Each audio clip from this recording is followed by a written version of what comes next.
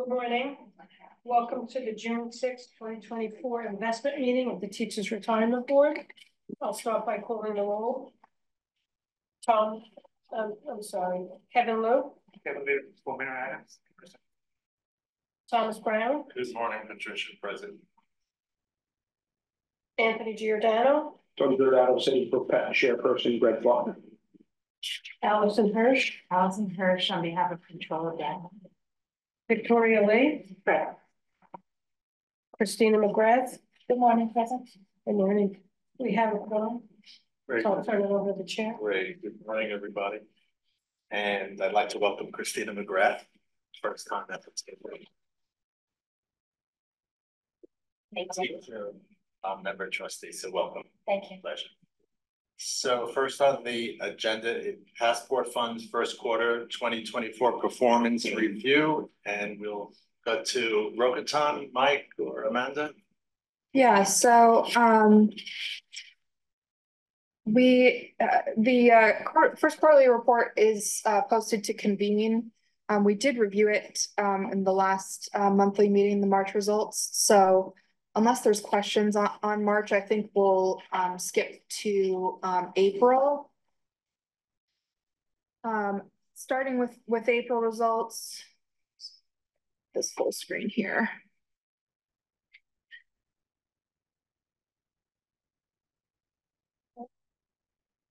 Okay.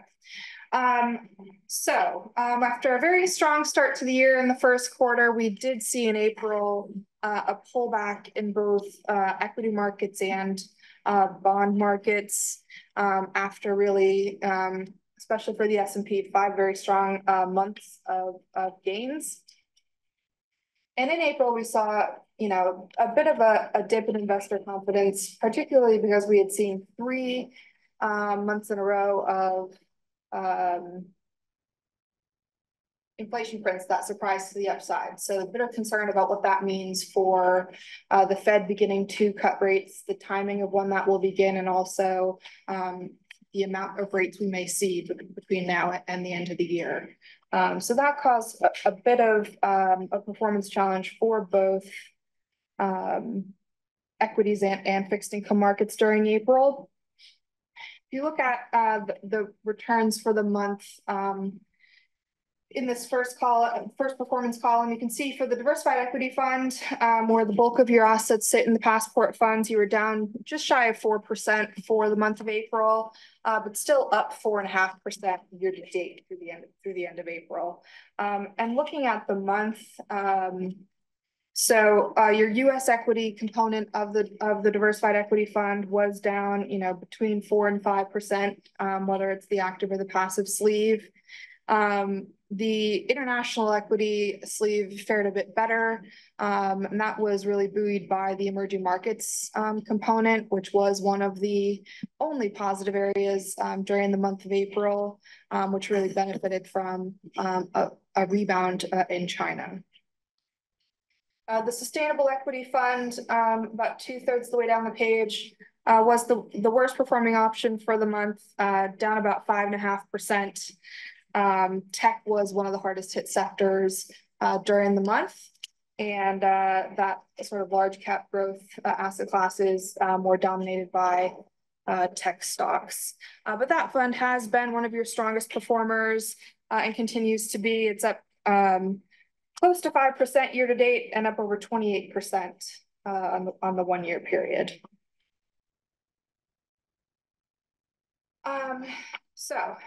With that, are there any questions on April? If not, we can switch over to some preliminary results for May.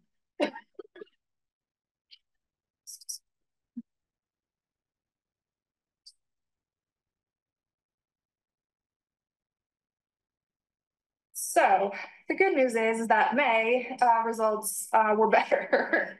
So we did have a little bit of a rebound in May after a disappointing month of April. Some of the things that helped in May, we saw CPI prints that were in line with expectations after those 3 that surprised to the upside, right? So that gives us a little confidence that we are headed in the right path. in terms of inflation and expected Fed activity for later this year. We also saw strong Q1 earnings here in the US and a bit of relief in terms of US wage growth. So in terms of market results for May, the Russell 3000 index, which represents all cap US equities, was up close to 5% for the month, 4.7%. And on a calendar year to date basis through the end of May is up over 10%. And then international markets have not fared quite as well as US. So you have the MSCI EFET index, which represents developed non-US markets, up just shy of 4% in May and up 7% year to date.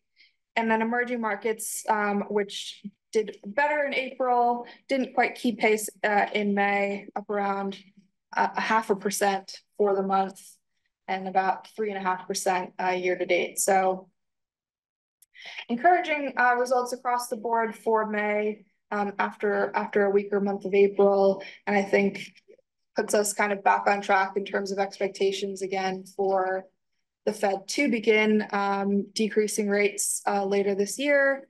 Although as we approach the election cycle, I think there is more uncertainty about whether that begins before or after the election. Questions for Mike? Great, thank you. We move on to the pension fund performance update, quarterly presentation.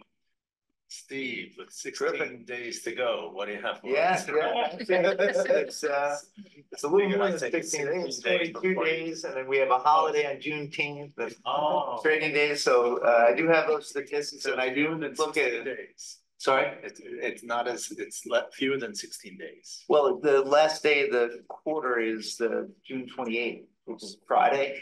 So so that's what we're working towards. But the numbers are pretty good. So I'm actually going to give you a little bit of a history lesson, which I'll try to spice up with some comments about April and May. We'll take it as well. So before we get into the presentation, maybe just a couple of reminders. As long-term investors, we're flawed in terms of looking at these performances on a monthly or quarterly basis. We should be thinking more along the lines of 10 years. And when I think of 10 years, we're not a thematic investment, but there are some big macro themes out there.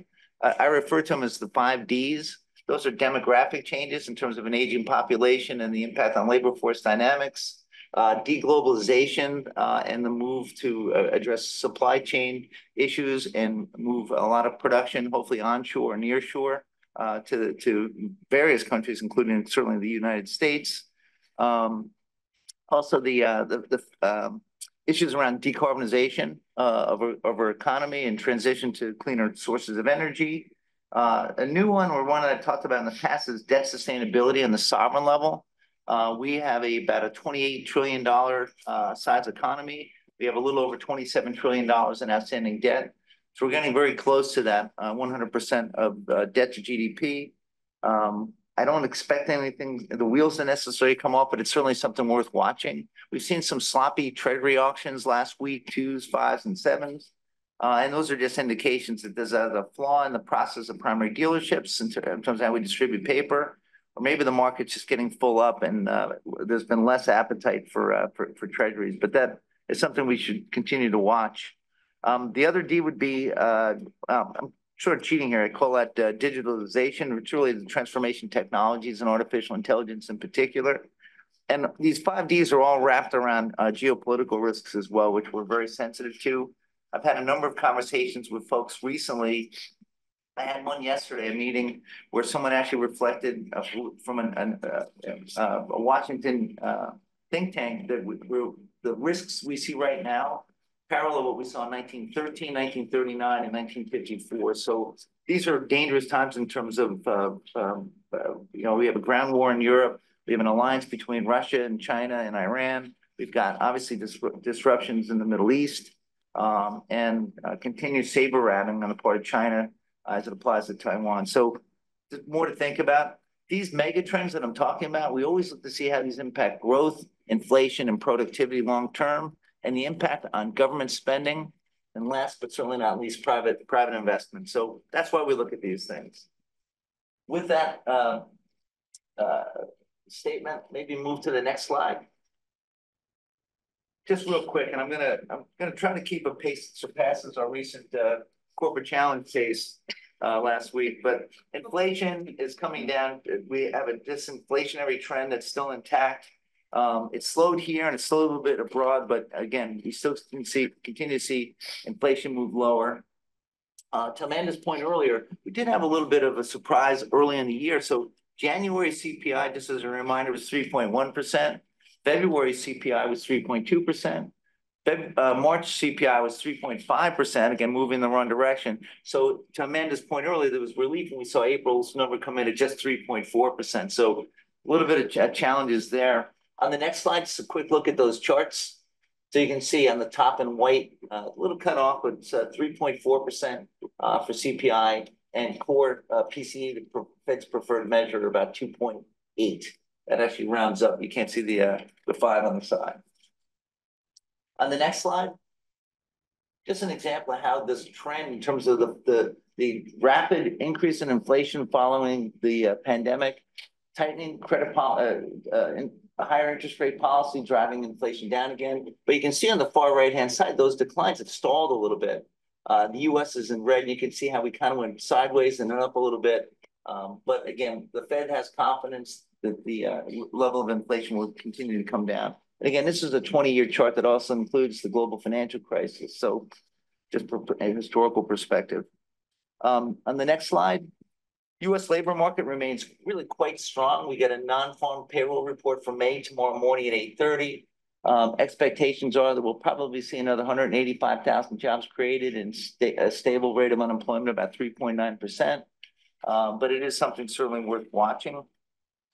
On the next slide, just a look at that. I think the other important takeaway here is you can look at the labor force participation rate in yellow. It's still about 1 percentage point below where it was pre-pandemic.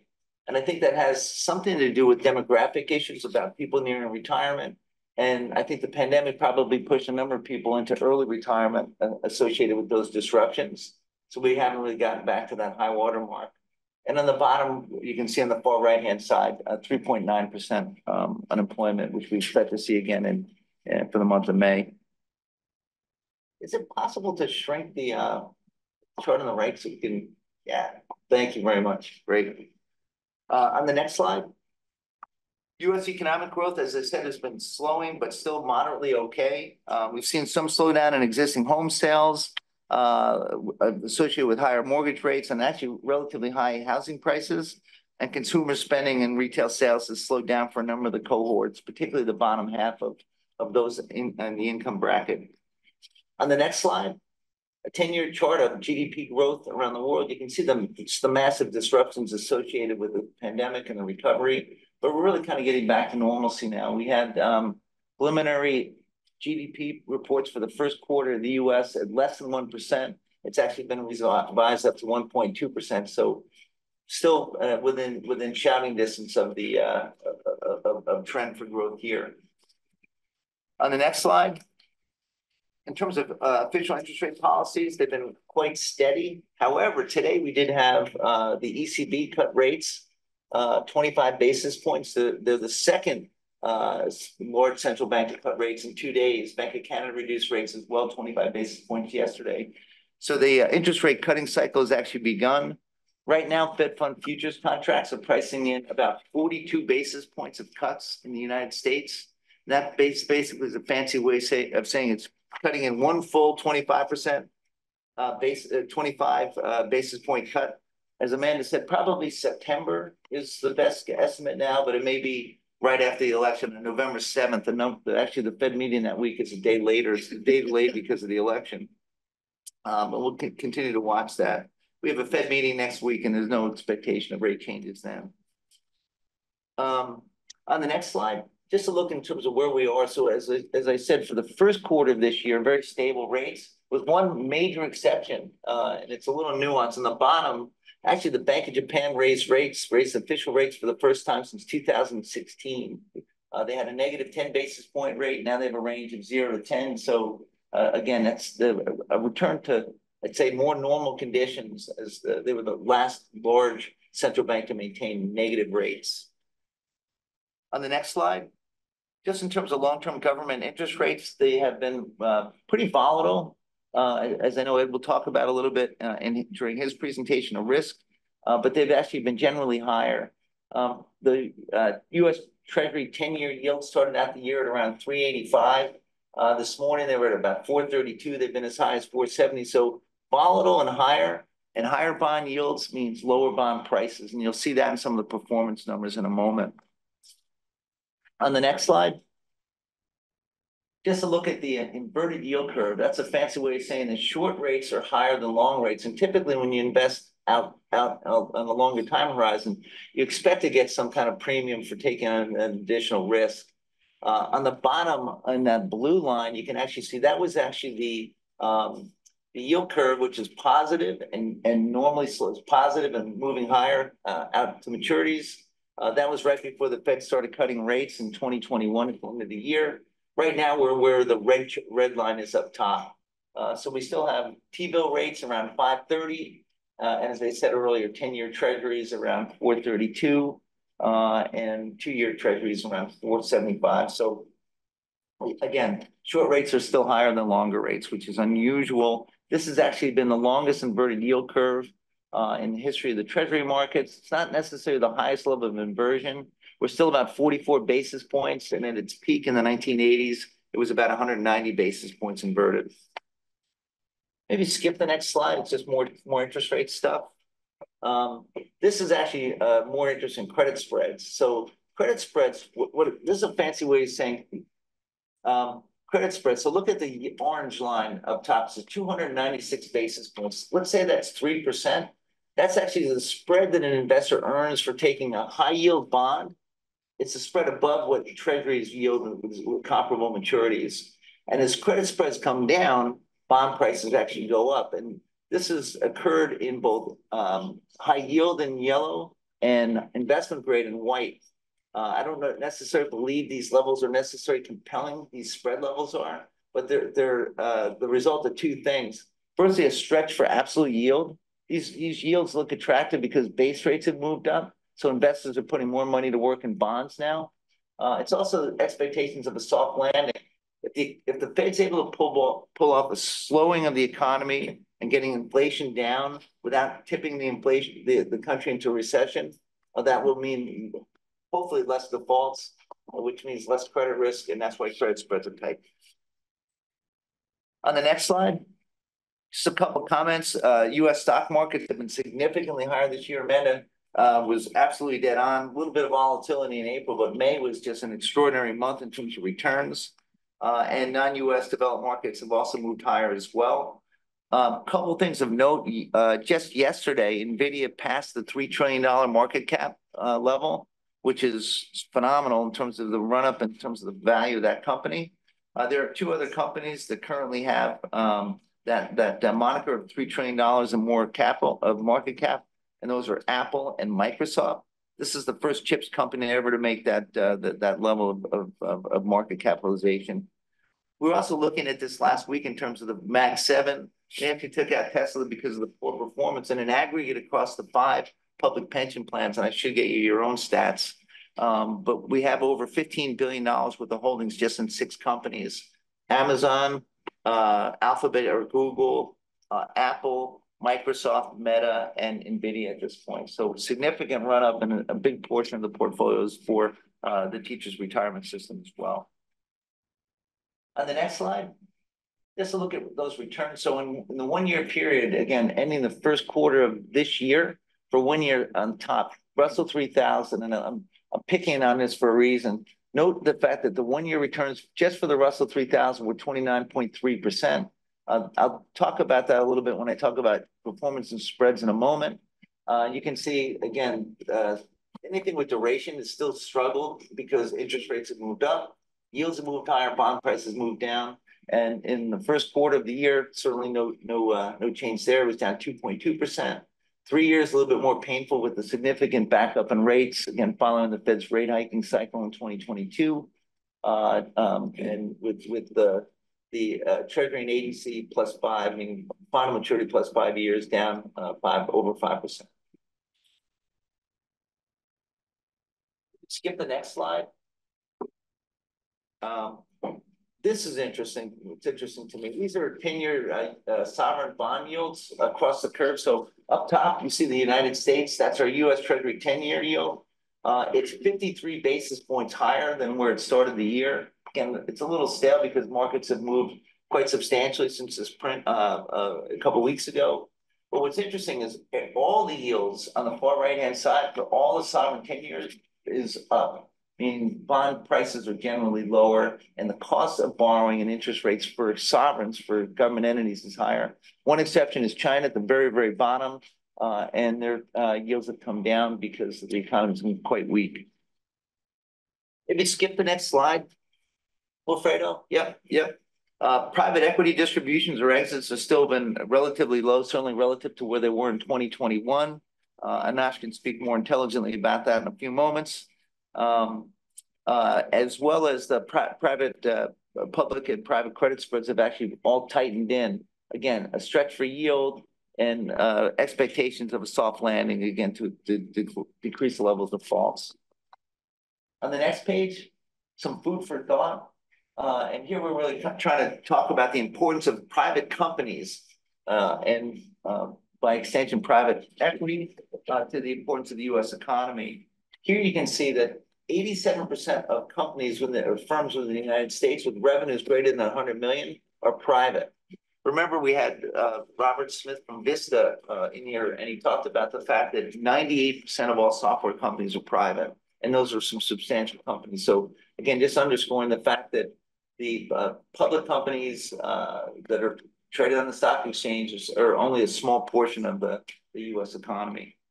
On the next slide, also job creations. Why private companies are so important to the U.S. economy. Almost 80% of all job openings today are in companies that have between 1 and 250 employees. On the next slide, a look at employment for the S&P 500 companies, some of the biggest companies in the world.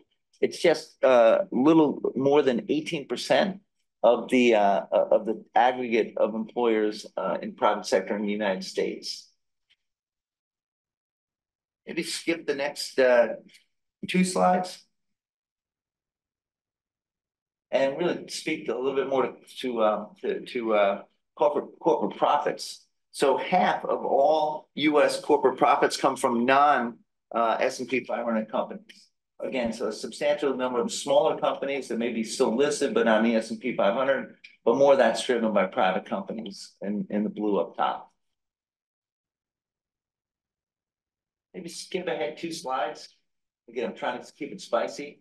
This is actually really interesting in terms of where we've come from an interest rate standpoint. So we're trying to throw some different slides at you. What's interesting about this slide is it does show that the market is pricing in higher interest rates for a longer period of time. It was actually one of the warnings that the Bank of Canada's chair gave yesterday when they cut rates 25 basis points. Said don't expect interest rates to move back to levels where they were pre-pandemic. And that's sort of an indication of what's expected being priced in here. On the next slide under food for thought, just a look at yields. This is where we are across various types of debt. And you can see where the levels are approximately now in those blue diamonds relative to where they've been on average over the last 10 years in those gray bars. So a substantial increase in the level of yields. This is important for investors because your fixed income investments will be kicking off a little bit more return from a yield standpoint, cash flows from a yield standpoint. On the next slide, food for thought, just in terms of private credit, we have a significant amount of obligations in both high yield and leveraged loans coming due over the next 4 years. About $1.6 trillion. It's called the maturity wall. And I think this will be great opportunities for private credit investors to put money to work. Maybe 2 slides ahead. We talked a little bit about the soft landing in the context of corporate bond spreads. Defaults are up. You can see that on the far right-hand side where the Fed started raising rates. The default rates have moved higher in both loans and high-yield bonds. But again, not to levels that are necessary of concern, but something worth watching. On the next slide, this may sound arrogant, but it's referred to as U.S. exceptionalism. And it actually looks at the S&P 500 market capitalization. If you added all 500 companies together, the valuation has gone from, you can see back in the global financial crisis, from a low of about 23% to upwards of 38, almost 40% of global market cap for all stocks around the world is now in the S&P 500. And again, a lot of that has to do with the Microsoft, the Apple, and the NVIDIAs of the world that are worth over $3 trillion at this point. On the next slide, touching again on one of the themes we talked about earlier, one of the drivers for potential stagnation and growth is the demographic changes. And this is actually a very long-term chart that looks out to 2100 year in terms of where we are on a forecast basis of working age population. So right now we're at about 65% of working age population, a little less than that in terms of labor force participation rate in the States. And that is looking to decline to levels below 55% over the course of time. So those dynamics, the aging global population will have an impact on labor force pricing and cost of wages in employment.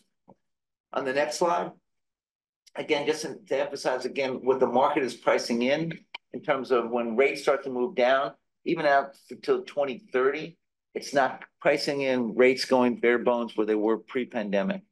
And I think this is right. Some of this has to do with the level of sovereign debt we have outstanding. We now have an interest expense cut to finance our $27 trillion in outstanding U.S. government treasury debt that exceeds our defense budget. It's over $1 trillion a year just to pay the interest on that debt, which takes a bite out of the budget. On the next slide, just in terms of interest rates, yeah, this is it. Share of mortgage-free homes. So almost 40% of U.S. homes don't have a mortgage, which I think is obviously a very positive trend, which means that the interest rate hikes that the Fed's put in place has been somewhat less impactful on the economy because some of these homes, again, associated with an aging population, are outright owned. On the next slide, kind of a different spin on the same theme. Almost, what is it, 57% by volume of mortgages outstanding now have fixed interest rates below 4%. That means those debts, they're still debts, but they certainly feel like assets, given the fact that current mortgages are a little over 7%. So just something to think about in terms of why people may be less likely to sell their existing homes, and what that may do to housing prices over time.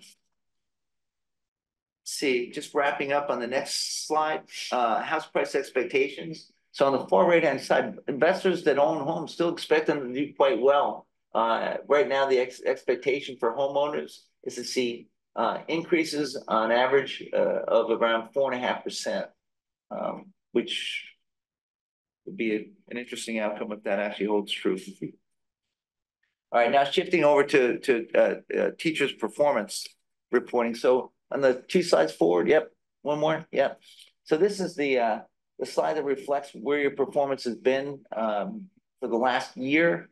And you can see on the far left-hand side, in the 1-month area, your portfolio, your total plan is actually in the mustardy, orangey yellow on the far left. And you can see how that stacks up relative to your new strategic asset allocation policy returns relative to a public market equivalent of 65-35. And again, some of that has to do with the tremendous run up in equity prices more recently. But again, if you focus out further out the curve, you look out 5 years. What's nice is you see all green on the screen, but out 5 years, your total plans produce a return of 8.2%, consistent with your policy benchmark. A little bit below public markets. Again, I think that has more to do with some of the recent mark-to-markets and exposure perhaps to real estate. On the next slide, this slide actually looks at if you were to invest $1,000 over the last 10 years with a 7% return expectation, where would you be?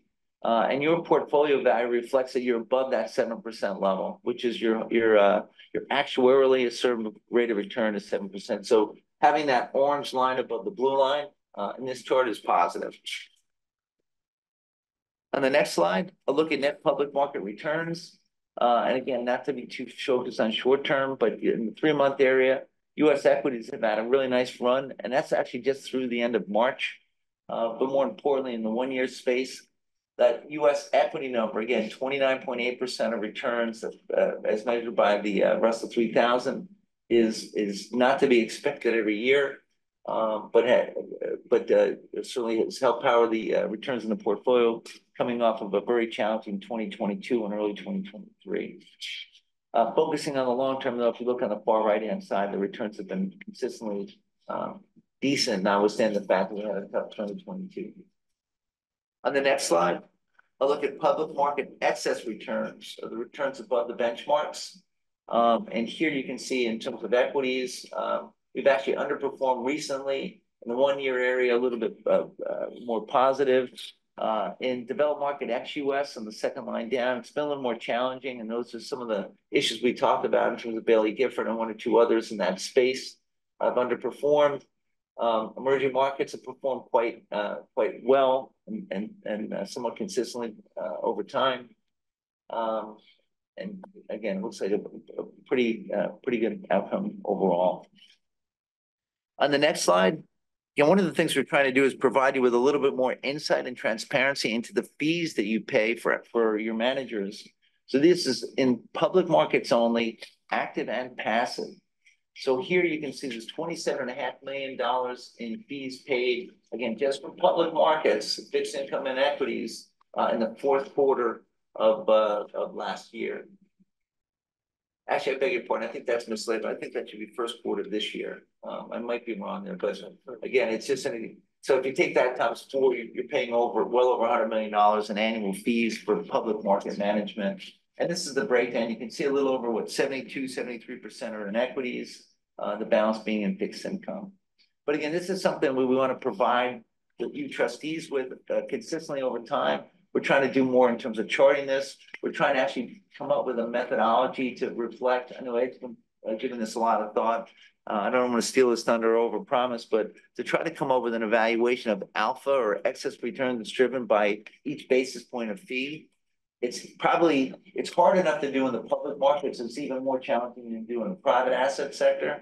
But we're trying to get those analytics to you again to be more open and transparent around fees and what we're doing to reduce fees throughout the year, every year. I'd say the last takeaway on the bottom of this chart, as you can see, for public market management, again, passive and active, your total fees average across your assets about 14 basis points, and that's in the dark gray on the bottom. On the next slide, excuse me, I look at after fee returns in the private assets. You can see obviously in the 1-year space, core and non-core real estate struggled a little bit.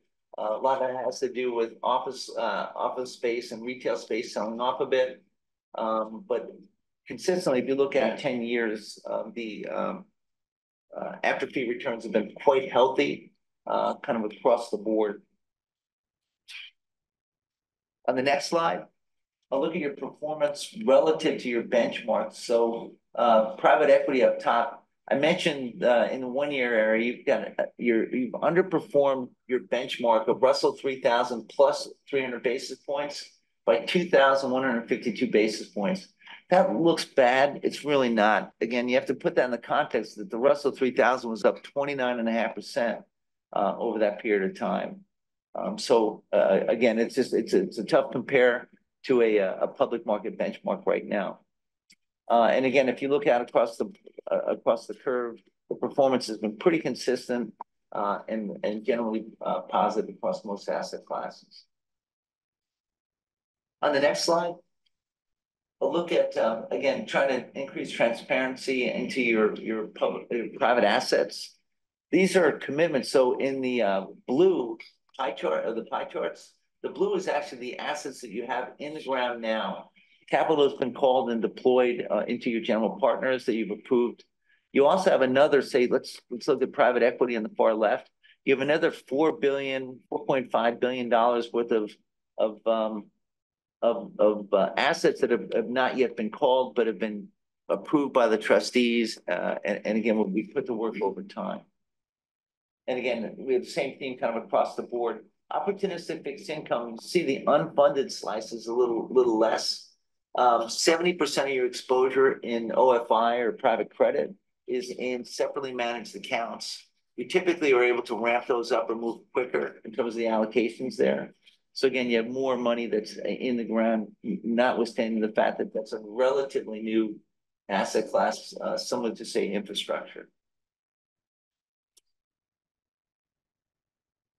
And lastly, we've actually been rebalancing to your new strategic asset allocations consistently first quarter, as well as we're just about completing it in the second quarter. But just a couple of things to note. So your public equity allocations in aggregate, we're going from 44.5% down to just 41%.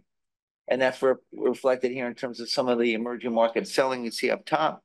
And your fixed income allocation is going from 32.5% down to 29.5%.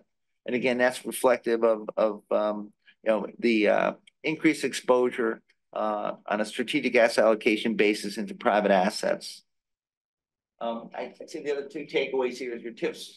We sold $2.445 billion in tips. We've actually gotten out of that asset class and redeployed it into credit and mortgage product in terms of core fixed income.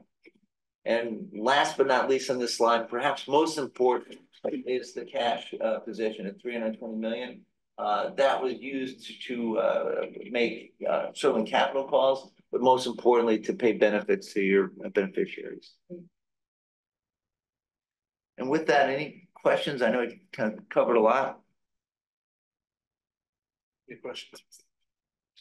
So where were we again? Fiscal year to date? Fiscal year to date. Well, that's actually I can give you the preliminary in executive. Yeah, I have those stats for you. No, that's okay. That's okay. Requiring minds. But it is 22 days until it's the 28th of June, and I don't know if the stock markets are closed on Juneteenth and the 19th. But I'll check. Thank you. Interesting. Great. Thank you. We move on now to Are we doing this? The risk, yeah. quarterly risk update, and I guess Steve is going to Actually, turn that over to Ed Dr. Berman. Yeah. Ed Berman. Thank you. Thank you. It's always a lot to go after Matt and Steve, but here we are. So obviously, very strong quarter from a perspective. You know, they talk about soft landing.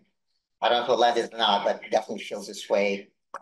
You know, inflation is down by any measure. CPI 3.4. PCE, which is the Fed preferred measure, 2.75. So everything looks great. Nothing can ever go wrong. All public markets reading through the roof. Europe did well, Asia did well, US did extraordinarily well. The S&P this quarter up 11%, 11%. That's a Sharpe ratio of 2.0. This is really as good as it gets. And I wish I could tell you that this good times for all along. This is this presentation. So we don't celebrate success, it's focus on the negatives. So it's a negative presentation by definition. So when we think about risk, look at the next page, please. And as good as everything looks, the world is very unpredictable. A lot of dangers, which Steve talked about. But generally speaking, I tend to look through the changes in the market levels. The important to keep in focus, but your portfolio is long only. It's structurally positioned for long run, so it will experience short-term volatility.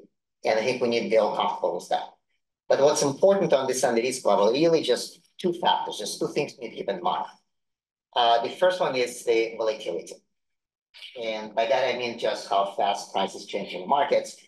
That's what you see on the screen right now. So on the left-hand side, you see the VIX index, which is a measure of equity volatility. It's split by quarters. And the way this chart is presented, the bottom of the chart is like 10 points of VIX is as good as it gets. That's as low as it gets. And 40 points, it's about close to the upper end of the range. So you can see immediately that what equity market is telling you that nothing will ever go wrong, all is good, don't worry. So VIX for this quarter for Q1 averaged at 13.7. So it's close to all-time low. In fixed income on the right-hand side, this is MOVE index, things a little bit less rosy. So you see it's closer to the middle of the range, so things are we're not out of the woods. But still, the trend is unmistakable. Things are getting better. So the MOVE index averaged 105 this quarter. The trend is down. So all is looking, nothing to worry about. The second thing you need to think about risks. Next page, please. And that's the stock bond correlation. And what I mean by that is just the relationship in direction of movement between stocks and bonds. When correlation is positive, stocks move up and bonds move up. They move together. Your portfolio has an explicit assumption that the stock bond correlation is negative. And by that, I mean that we expect the bonds to be an actual hedge to equities. Meaning it will reduce the risk, reduce the drawdown, it will ensure a smoother ride. And why we assume it's negative? Quite simply because that's the way it has been for a very long time. So you look at the chart number one, this is for the 21st century, since year 2000. And you can see that the correlations, stock bond correlation was negative all along, except for the recent times, right? Now it's positive. And we talked last quarter about in the last presentation, there's an explicit linkage to inflation. So show inflation on the right-hand side. Pre-GFC, inflation was a little bit high, like around 3.5%. The stock bond correlation was more like minus 20%. After GFC, or the global financial crisis, inflation moved structurally down, 2% or below, and the stock bond correlation dipped to minus 36%. Excellent. Now correlation moved higher. I'm sorry, inflation's up. It's averaged about 5.7%. And yes, stock bond correlation is positive. What's interesting here, what I want to highlight for this quarter, if you look at this chart on the left, you see this spike, this small spike up at the very right chart, the end of this chart. And the stock bond correlation stands at 52%, which is a very high level. And here I want to repeat the chart we looked at last time. And go to the next page, please. It's hard to update this chart. It's a long-term perspective from the beginning of the 20th century. It will take us a long time to change that. But the message here is, yes, the stock bond correlation is negative. It has been in the 21st century. But in the century before, the stock bond correlation was positive. So it's not something unusual. 0.5 is really pushing against the upper range of this stock bond correlation. So it's probably not unreasonable to expect correlations to come down. That's probably one of the key risks to your portfolio. And why I say that, look at the next page, the real consequences to your portfolio from a stock bond correlation. That's why we're keeping it focused. So what you see here is the efficient frontier, just a fancy way of saying it's a chart of expected returns versus risks. At the top of this chart is the pure S&P 500. The risk is the highest return, but most risk. At the bottom of this chart is just 100% US 10-year treasury. Lowest risk, but of course lowest return. Everything in between are the multi-asset blends. And you can see how this yellow line, which assumes a correlation of minus 30%, how it bends very nicely. And this band, which is the most efficient allocation, it's about 70% equity, 30% fixed income. This is a sweet spot. And this horizontal line, it shows a 7% return objective. This is what we're trying to achieve in your portfolio. So this 7% return objective, with the assumption of negative correlation, can be achieved at 5% risk. But if stock bond correlation goes positive, plus 30%, that's the red line. What you see that a 7% return comes with a 7% risk. What are the consequences? A positive stock bond correlation will require us to think about trade-offs. We can either keep the same level of risk, meaning we're avoiding drawdowns, it's a smoother ride, but the returns will be much lower. Or we can solve for the same level of returns, 7%. But then we need to increase the equity allocation, meaning the risk will be much higher. So it's something we address through the security gas allocation. There is a natural anchor in your portfolio that helps to diversify, and that's private assets. So private assets provide a source of uncorrelated returns. We saw it in the performance this quarter. Public markets did well, private assets less well. This diversification is real, but it's important to keep in mind this diversification plays out in a shorter time scale. So it works on a scale of months and quarters. But if you take a step back from a high vantage point on the perspective of years, 3-5 years, public markets tend to get more closely aligned. Public and private markets tend to be in close aligned. So what can be done? There's certain solutions probably will not be acceptable, such as gold, for example. I'm not advocating for that, but it's a classical prescription stock on correlation. Macro hedge funds, again, I'm not advocating for them, but it's something that is usually mentioned in this context. The other choice is the trend following strategies, and it's something we discussed. It's something was proposed by Roboton and was supported, but for a number of reasons, didn't come to be. But again, something that if this positive stock bond environment preserves, sticks around, something that we may evaluate and reassess. So we do have some options available to us to address this risk. But again, I just want to highlight it's one of the key risks to your portfolio, and that was the solve. So what's happening today? This was more about hypothetical future. Over the next page. And again, much like before, we'll talk about risk in the context of the past, how it played out in this quarter, and also in terms of the future, we'll talk about forward-looking adjustments. Just to remind you, we talk about risks. We frame risks in terms of expected performance. Right? There's a lot of technical jargon. We'll talk about risk management, risk as volatility. The way to think about it, it's just the expected return at the 1-year price. And there are 2 dimensions of returns. There's total return, which is just what markets give us within strategic asset allocation. And this is captured by the total risk, which is volatility of your portfolio. And there's also another dimension, which is the skill of your managers. So it's enormous effort through the investment process to invest in active managers, both in public markets and private markets are all active by definition. So active risk is a measure of excess return. And again, think of it, we show the numbers you can see in this table. Active risk was 1.9%. This is the expected excess return that your managers will deliver. And I'll move fast here because there's really nothing new. And I will say that boring is good. You don't want excitement in this presentation. So let's keep it boring.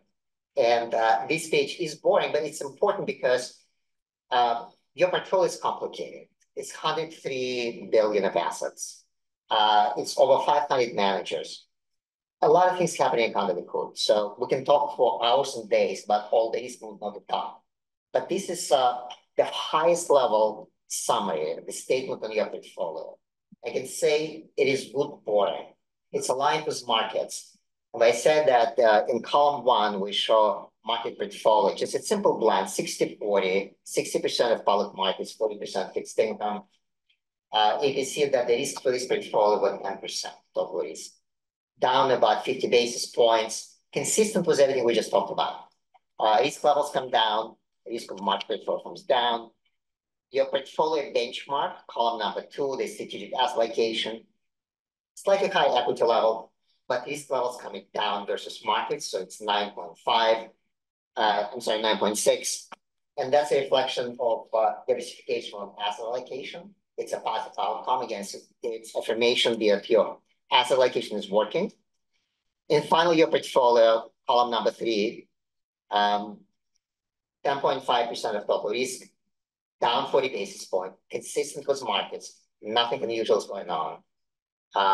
And within your managers, active risk at 1.9%, almost unchanged. Again, it's consistent with the previous quarters. It's affirmed by the charts on the right-hand side. Everything is trending down. Everything's consistent. Again, this is a very broad measure, but it sends you some message of comfort. It's a good outcome. So we also want to dive a little bit more into these numbers. starting with the total risk, which is a measure of your total return, the next page. And here again, we show two views of your asset allocation. On the left-hand side, it's your asset allocation the way we usually think about in terms of market values. This is the last time I've shown with the old asset allocation in 2019. Next quarter will be the new asset allocation. We fully implemented it. Hopefully no surprises, we saw this page many times.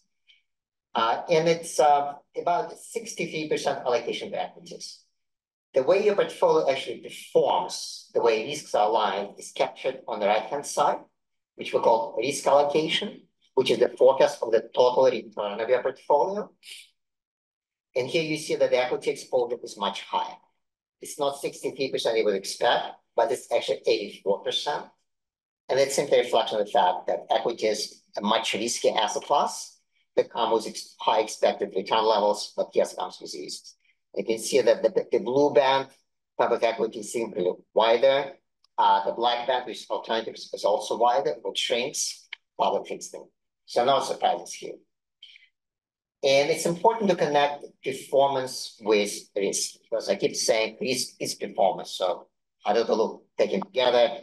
So next page, I think it shows the outcome for the quarter. And the way you read this page, the vertical bars show the risk forecast, the forecast for the performance.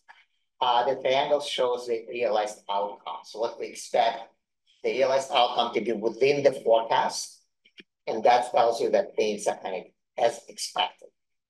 And broadly speaking, yes, things are as expected. Again, it's a good boring. There's nothing wrong with that. Starting with chart number 1 in the upper left corner, the first bar labeled TRS, that's your overall portfolio. You can see that the return of the portfolio well captured by the risk forecast. This model works. The performance is expected.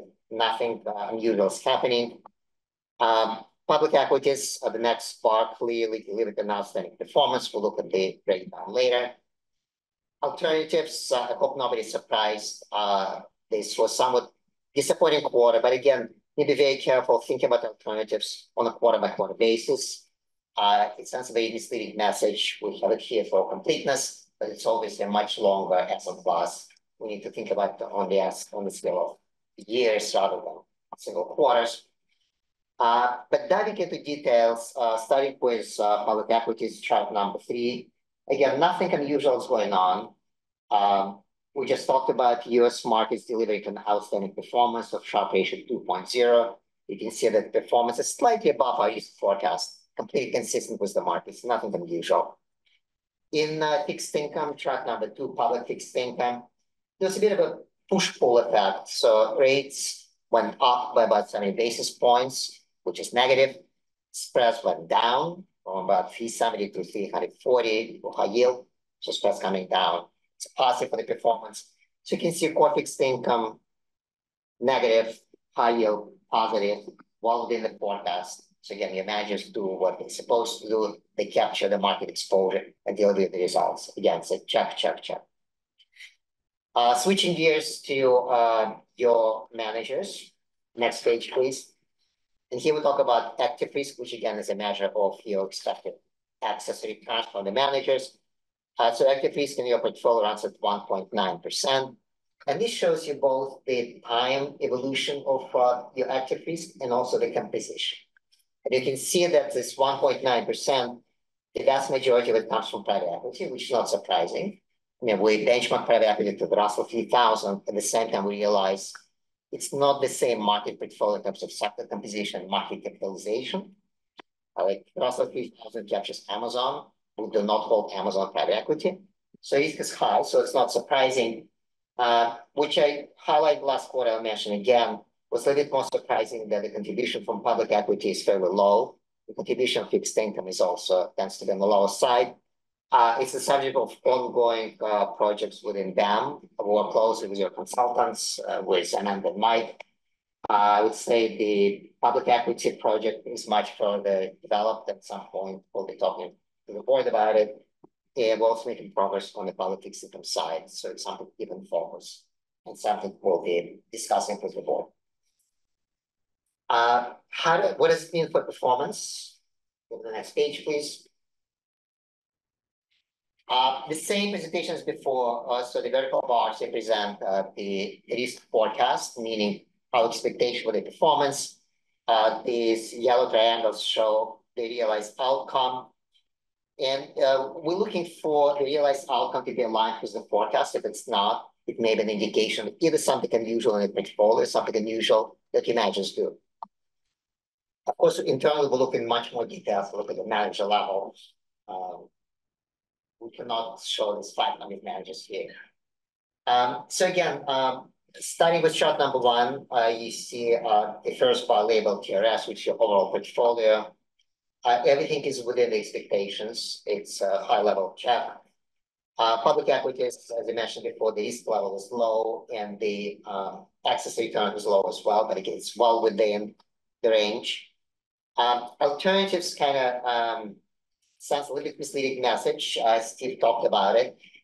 It's not that private equity performs so poorly, private equity performs fine. It's just that public markets perform so well. And private markets not keeping up. But again, I would caution against thinking of private equity for a piece of single quarter. So it's obviously a much longer asset class. But diving into public assets, chart number 3 shows public equities. Developed ex-US, which is the bar in the middle. So you can see the performance was a little disappointing. And it's actually surprisingly enough, all of the managers will deliver very consistent performance. Particularly technical, this is due to exposure to the momentum factor. Markets were very strong. They kind of in one way.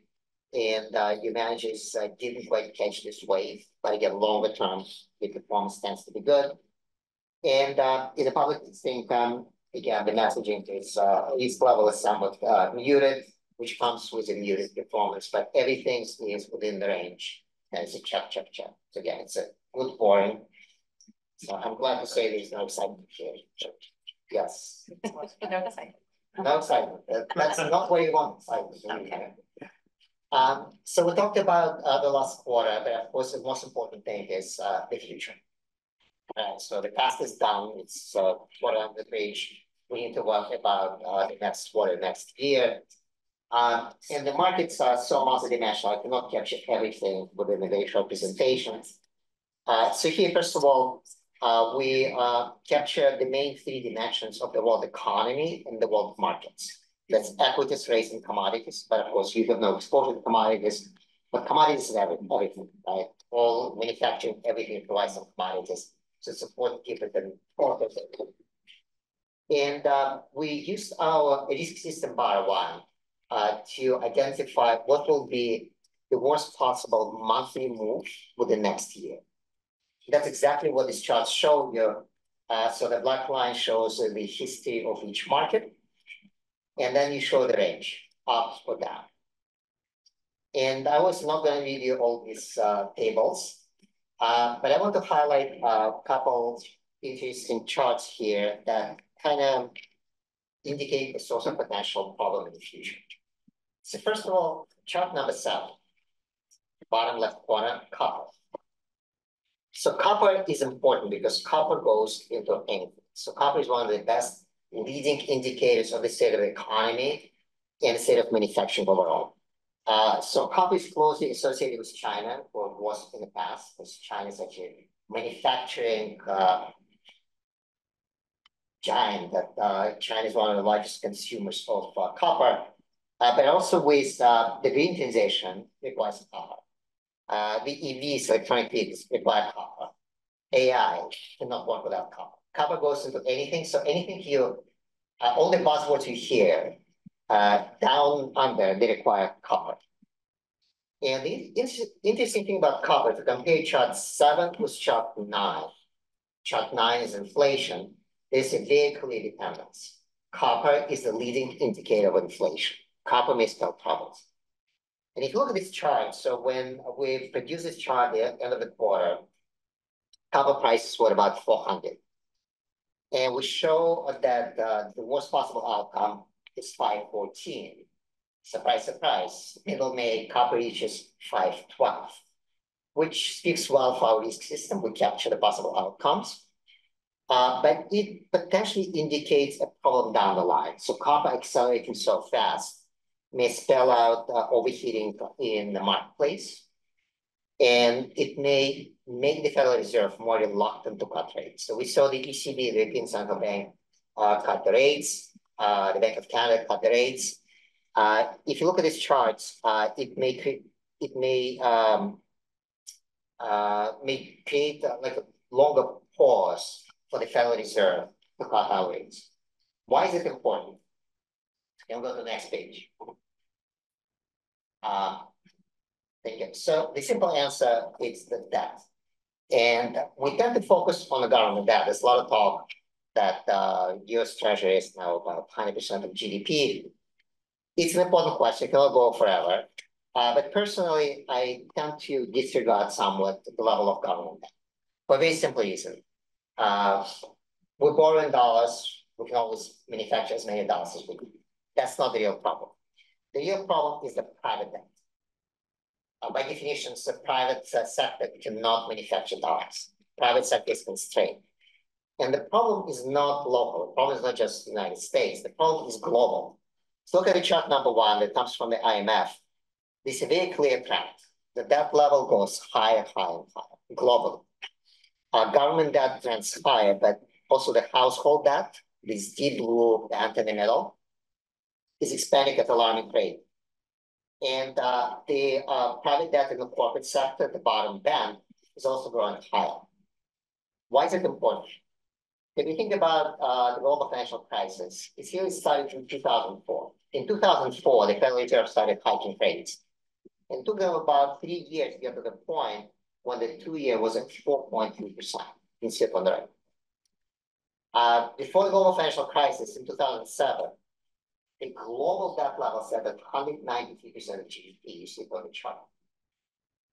Almost 200% of GDP in debt, 4.3% of yield level. Where we're right now, the debt stands at 226% of GDP, materially higher, but also the rates are high as well at 4.6%. So this created a problem in 2007. I'm not saying that was the only reason for that, but it definitely didn't help. The global financial crisis was significantly more complex and complicated. But this level of debt combined with higher cost of servicing debt spells troubles, not just the United States, spells troubles globally. To make it worse, the dollar is extraordinarily strong. The dollar, the same level of where dollar stands right now, last time we saw it was in 1984. That creates problems internationally. So the IMF estimates that there's 70 countries globally at the risk of default. Just think about it. Almost half of the countries globally at the edge of default. There's clearly a very strong human angle to that. When a country goes into default, people suffer. There's also a financial aspect to it.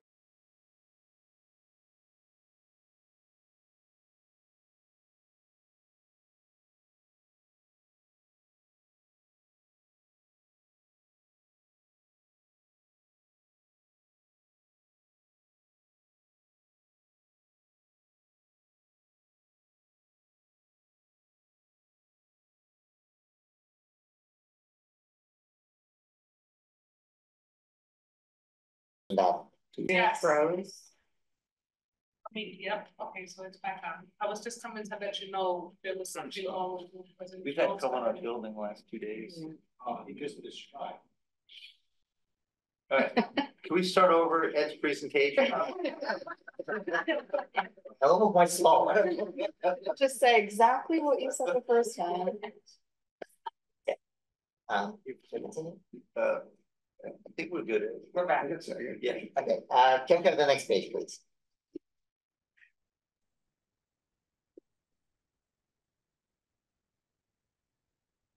The next page, possible? Hey, Daniel, So- I don't, I'm sorry, excuse me, Daniel, I don't have camera from the boardroom. I have no video. I can see the screen shared, but I can't see the cameras in the boardroom. You can see it, but it's on here. Okay. Let me can I rejoin the meeting, Liz? We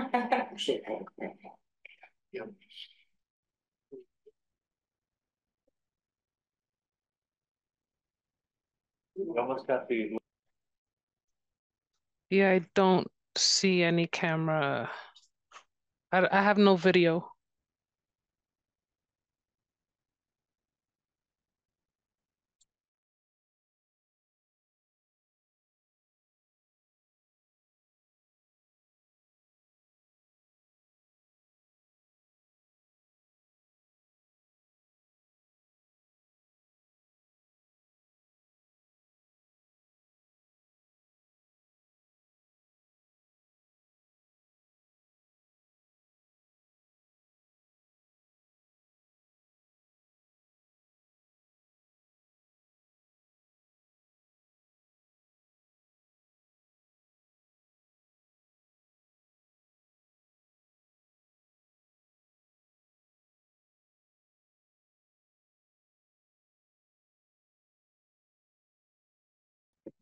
You're gonna go back to the question. Daniel, we're good. Thank you. Oh. Yes, we're good.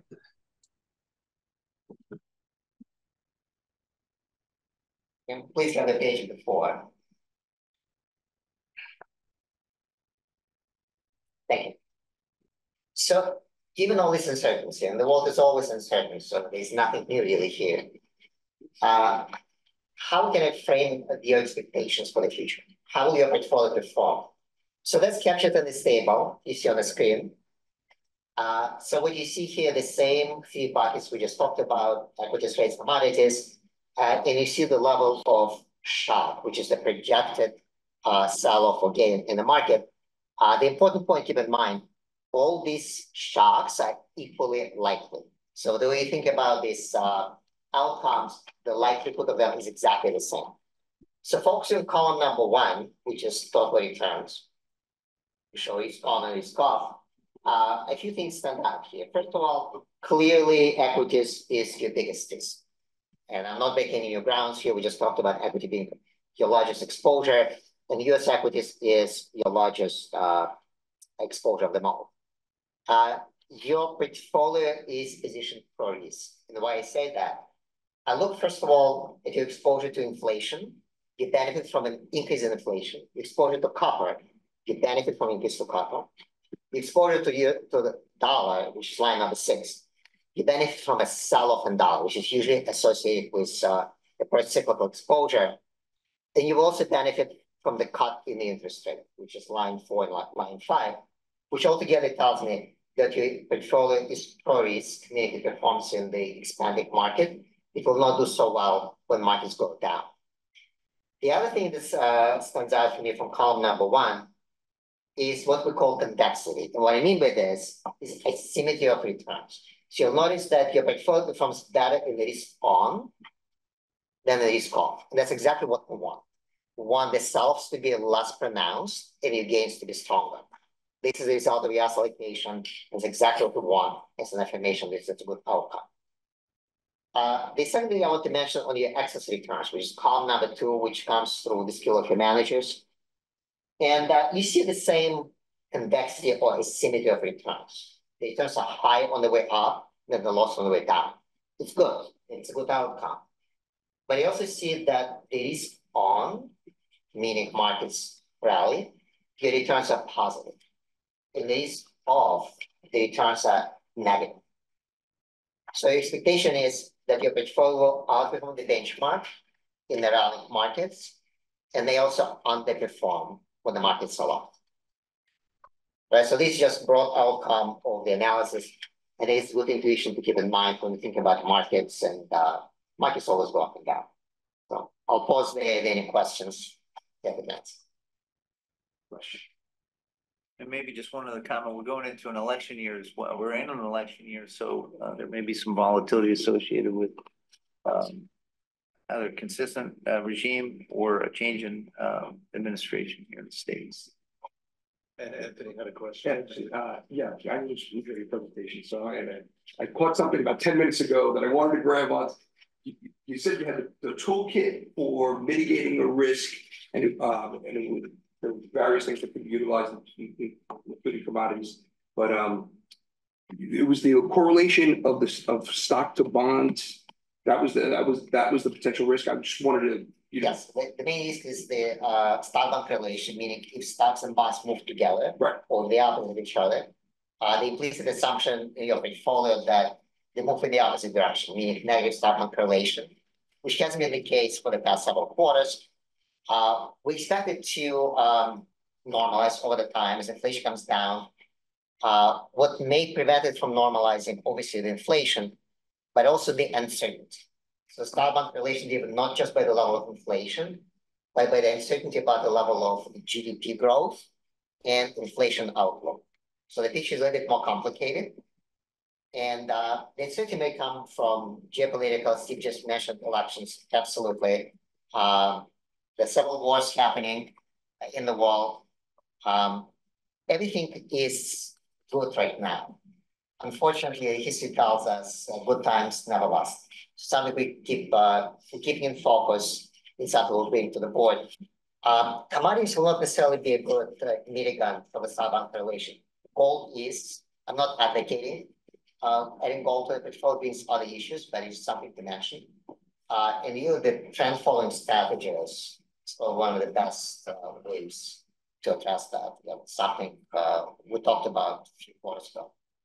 I also think the fact that we've had a painful few years as a bond investor as rates have normalized. We came off of artificially low rates that have been pushed down following the global financial crisis. And then again, after the pandemic, 10-year treasury is 70 basis points. That's not really sustainable. So I think we're at a healthier level, although it's been painful to get there. I think you'll have, the base rates, the higher base rates will help support and power the yield. If that should continue, we have the toolkit essentially to mitigate that. Is that the thesis? Well, we're long-only investors. The hope and expectation is, again, when Ed talks about that correlation normalizing, that's the normal situation where they don't necessarily move in sync, that they're right. So one's down, one's up, and this was a little more stable. Having to do with that. Yeah, no, but again, it's Ed talked about inflation, but it's also just the low level of rates. After that 35-year secular decline in rates, got to a point where it was just extreme. And I think you touched on a point that I smell coming. I think the next bubble to burst is on the low end of the private credit spectrum. I get 5 calls a day asking for, offering me money on private credit. This is just a signature of money. And there's going to be a ton of defaults. I think at some point, not at the high end, not where we are dealing with our private, but at the low end where there's business to business loans. There's a lot of new players. It's the new chop shop. It really is. Yeah. And I see it coming. I'm trying to figure out how to position myself personally. But it's going to be a bigger issue overall. It could be, and there's a lot of concern about private credit, but they just one of the concerns. It's, I guarantee you there will be a crisis. I guarantee you there will be a recession. I have no idea when. But there will be some turbulence ahead of us. But actually, Tony, your point, which is a very good one, is the Oak Hill Advisors, the Ares, the Apollos that you have invested with in private credit. They're extraordinary managers with great insights into the markets. A lot of those are multi-strategies as well, so they can kind of move in and out of where they think the opportunities are, and 20, 30 plus year track records. Agreed. Thank you. Thank you. Well done, Ed. Appreciate it. Any questions or concerns? Oh, I'm sorry. I think wait, I'm sorry. Are you sitting at the table? Is it okay to ask? I don't think so. It's all to ask a question if he's not sitting at the table. We usually have one representative. Do you want to switch? No, maybe you can you want to tell me your question because that's against the rules.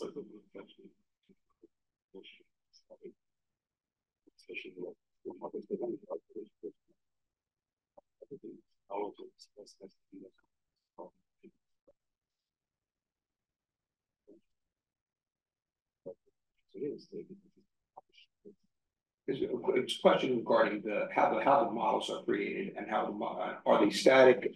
We've seen some of the same tables before. I guess the question is generally how the model's created and how they kind of fixed in real time, or are they fixed in real time? No, the model's not fixed in real time. So we use Bar1, which is considered the leading provider of leading vendor of risk technology. So the model is so-called factor-based, and the idea here, the model identifies the fundamental factors driving the markets. It uses about 4,500 different factors globally. And the factors can be, for example, in equities will be value momentum, growth, country exposure. And the model maps the entire world, all global markets, to sort of 4,500 factors. These factors are updated daily. And there's a fairly sophisticated model to make sure that the factors are aligned with a correlation. So it's a big machinery. Bar1 is part of MSCI. It's one of the largest corporations in the world, part of the S&P 500. There are one or two vendors comparable to MSCI, but nobody's better. So it's still a sophisticated model. I'll be happy to talk more about it. I think it will take us find the weeks. I'll be happy to do it on the side. Great. Thank you. Any questions? Thank you, Ed. Much appreciated. Thank you. Any questions? Before we go into executive session. Great. I think this is time to move on to executive session. Do we hear a motion? Okay. It's been moved. Is there a second? Second. Thank you. Any questions, comments? All those in favor of going into executive session, please say aye. Aye. Those opposed, say nay. Any abstentions? We are now in executive session. So at this time, we're back into public session for the record. And now we will have a readout from Ron Swingle. Thank you. In executive session of the passport funds, we provided a list of contracts up for renewal. In executive session of the pension fund, we received preliminary performance data. We received one manager update. We received a private equity presentation in which consensus was reached. Thank you. I think we have concluded our business for today. Any questions or comments before we adjourn? Great. Is there a motion to adjourn? Thank you. Is there a second? Second. Great. All those in favor to adjourn, please say aye. Aye. And all those opposed, say nay. Any abstentions? We are adjourned. Thank you for coming up, everyone.